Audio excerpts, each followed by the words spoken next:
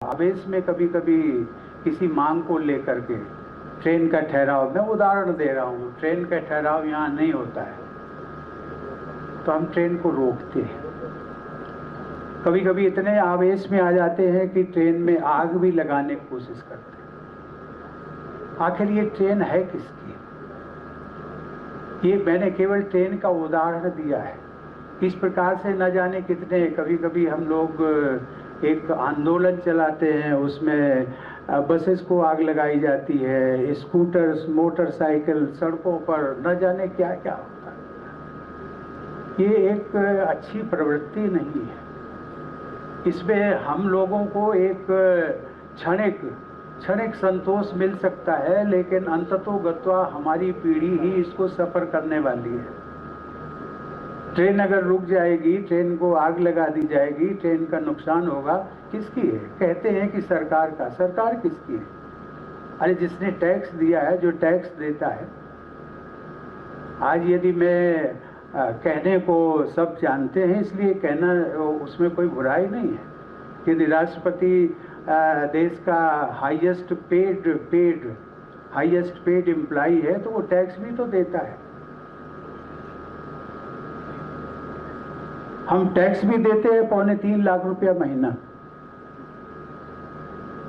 लेकिन वो कोई कहेगा कि आपको, लेकिन जो मिलता है उसकी सब चर्चा करते हैं कि आपको तो 5 लाख मिलता है,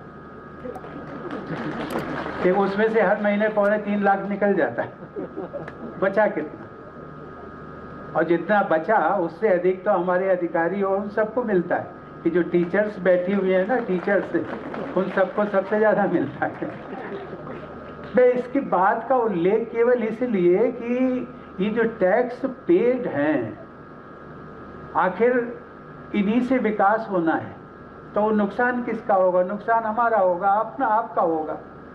कहीं न कहीं धैर्य दे करके, कहीं न कहीं आवेश में, ये मैं राजनीति की बात नहीं करता हूँ, संवैधानिक पद पर हूँ, लेकिन मेरा किसी राजनीतिक दल से संवैधानिक पद पाने के बाद लगाव नहीं। मेरे लिए चाहे वो कांग्रेस हो, बीजेपी हो, जेडीयू हो, समाजवादी हो, बीएसपी हो, हर राजनीतिक दल के। और मुझे कभी कभी संतोष होता है कि शायद मेरे से जो दूसरे दलों के लोग हैं वो ज़्यादा आत्मीयता और प्यार करते हैं। मैं इस बात का केवल उल्लेख इसलिए किया कि राजनीतिक दल आते हैं, विकास की बात करते हैं, सब कुछ करते हैं, अपने उसमें उनका स्वार्थ भी होता है, देश क्षेत्र का भी स्वार्थ है, आपका भी स्वार्थ है, देश का भी स्वार्थ है। लेकिन कम से कम आप तो उस स्वार्थ से ऊपर उठे। अच्छा सुनो, चैनल को सब्सक्राइब करो, उसके बाद घंटी बजा देना ताकि अगली वीडियो